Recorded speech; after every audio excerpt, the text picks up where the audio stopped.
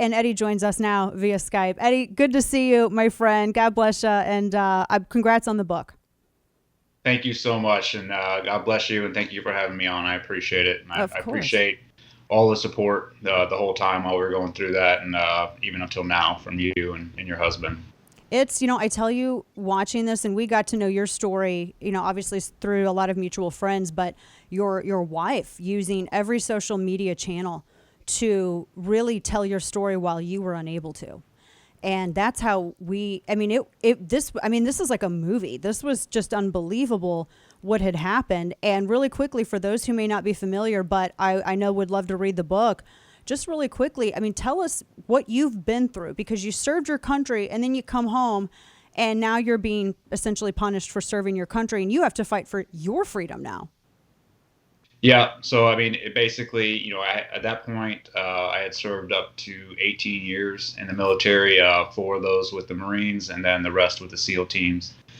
I was on coming off my eighth combat deployment in 2017 from Mosul, Iraq. Got back, and about 6 to 8 months later, I was told I was being investigated for LOAC violations or war crimes, but I was not told any specifics. I was then shunned from the teams. They put me in an office and told me to let the process play out, even though I was not told exactly what I was being charged with. About a month later, my house was raided. While my wife and I were not home, my kids were pulled out at gunpoint by NCIS and about 25 other NCIS agents, like in full assault gear. They took everything out of my house, and then about a month later is when they came and arrested me at a TBI clinic where I was getting treatment for getting ready for retirement. And that's where the real, like, the nightmare had begun before that, but that's where it really took off. They locked me up in the brig in Miramar, still not telling me anything what I did. They had no reason to lock me up. They were just under orders from Admiral Green, and so that he was in charge of WARCOM at the time. So once they did that, my wife, who we had been turning the other cheek the whole time, trusting that the system would work and that this thing would play out and see what a joke it was. But unfortunately, my wife then stood up and started speaking out and started putting out the truth about what was going on. And that's where it became, obviously she did a great job of putting out what was going on through social media, and it picked up a lot of steam, and she got the president's attention. And so about, I would say, 7 or 8 months into my incarceration, the president then tweeted to let me out of the brig so I could properly defend myself before I went to trial. And he wasn't saying I was guilty or innocent. He just said, give this man the due process he deserves. But once he did that, it was very evident of the swamp that's in the military and the military leadership, because they went full on attack on us. Because the president had intervened, and it became a huge fight all the way to the very end of the trial.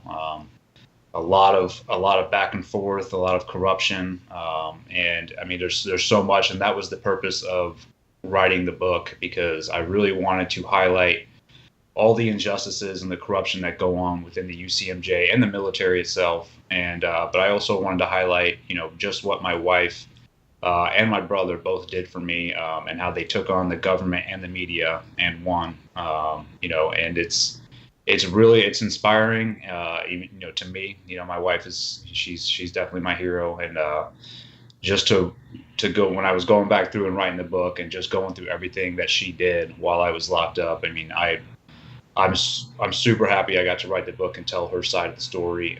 And actually, she has chapters in the book as well, telling everything that she went through during that whole time.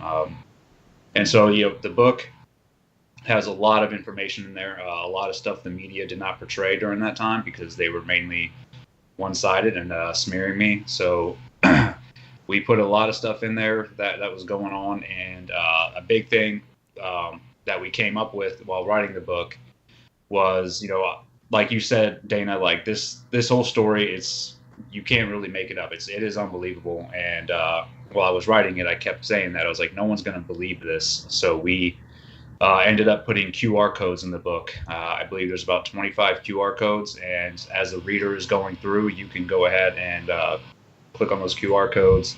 You'll be able to listen to all of the NCIS interviews. You'll be able to watch the NCIS interviews. You'll be able to listen to all the trial audio.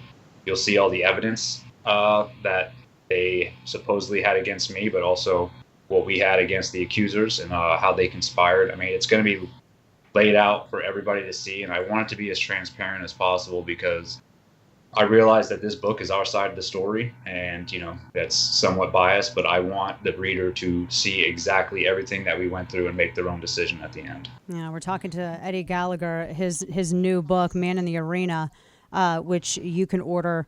You can pre-order, as I understand, that he wrote with his wife Andrea Gallagher as well. Eddie, you touched on something that was interesting to me because you were discussing.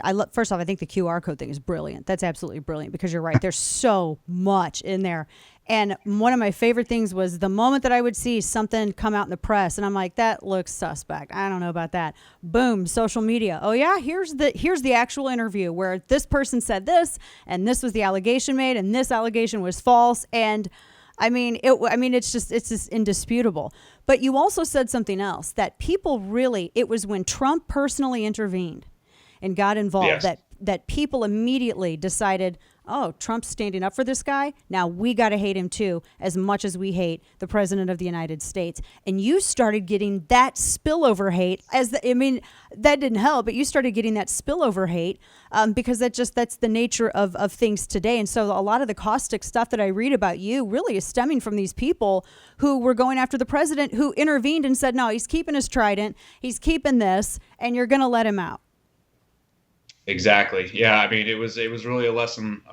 We drank from a fire hose as far as how the media really is. I had heard the term fake news before we had started going through that, and I really never paid attention to the news or to any political views before that. I was in the military. I was just doing my job.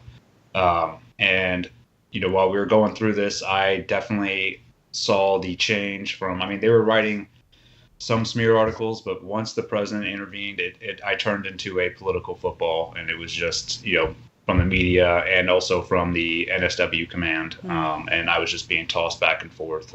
They were using me to sort of combat the president. And then it was crazy. It was crazy to be a part of. It was crazy to see how the media just, twists the narrative. They take little sound bites. They don't give the full truth. But it's like you said, Dana, it's the way it is right now. I mean, and I don't understand how anybody could trust journalism or the media at this point. But like you said, the corruption in the military, what we're seeing right now, it definitely had started years before, and I think my case was definitely a huge shining light on what's going on and what they're trying to do to the warfighters in the military. Exactly. And that's just it. We're talking with Eddie Gallagher, and you can find information about his book at eddiegallagherbook.com. And that's the thing, because it was always, and correct me wherever I'm wrong, but I was I followed the story, and I was reading everything about these people because that were the way that it was presented in the media is that every single person who served with Eddie is making the same claims. No, they weren't. There were tons of people who spoke out in your defense that were ignored by the press.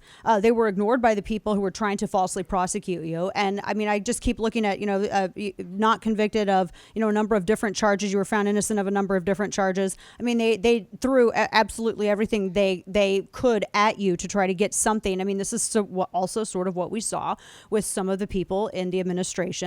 But yep. This, as you were touching on it, the kind of the wokeification of the military, from what I get, you were like, how you have parents who are strict. You were a strict commander. You were a strict leader. You expected, people to show up, do their best. This is the job. You got to do it and do it to the best of your ability. That doesn't really fly necessarily with our society. And apparently now that's being introduced as not flying in military culture as well. Talk a little bit about this, because honestly, that seems to where it all stemmed from.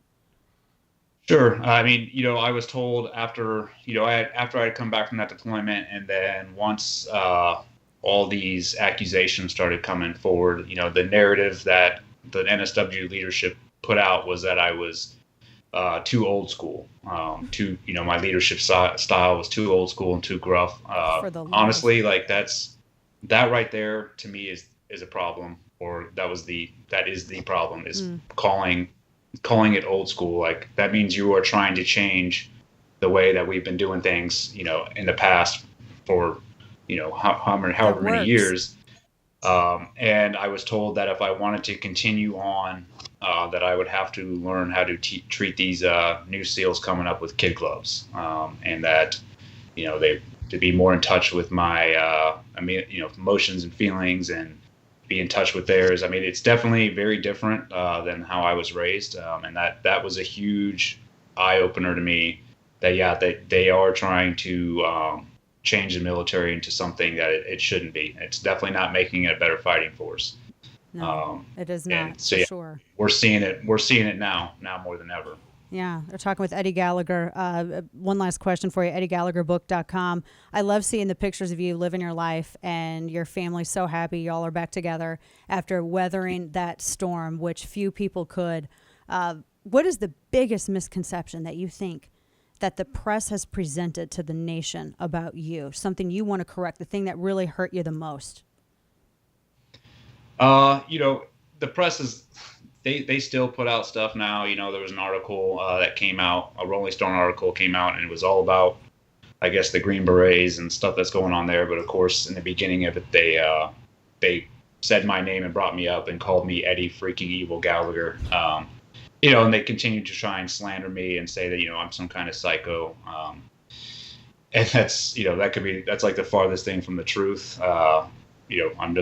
I'm a family man, and I was just doing my job, and I love doing that job. And I would, I'm very proud of the 20 years that I did. And I just want to keep living my life with my family and spend as much time with them as I can, because I've been away from them long enough. But as far as, and this is the thing, Dana, whatever the media wants to put out, I don't care. I'm past that point. They smeared me for 2 years, and I'm like, if people want to believe the media, then that's their problem. Yeah. It is. That's their problem, and shame on them. Would you tell another young man if he asked, should I go in? I saw what happened to you, Mr. Gallagher. Should I go in? I would definitely. I have guys coming up to me all the time and saying that they want to go join, and I still tell them to join. I'll tell you, like, seeing what's happening to the military right now, it's getting harder for me to say, but I still think it's an honorable profession. And I'm hoping that once this administration is gone, that next administration will step up and bring it back to the way it should be. Amen to that. It takes an honorable man to say that, especially after he was done so unjustly. Really does. God bless you, Eddie. You and your sweet family, your wife, your brother.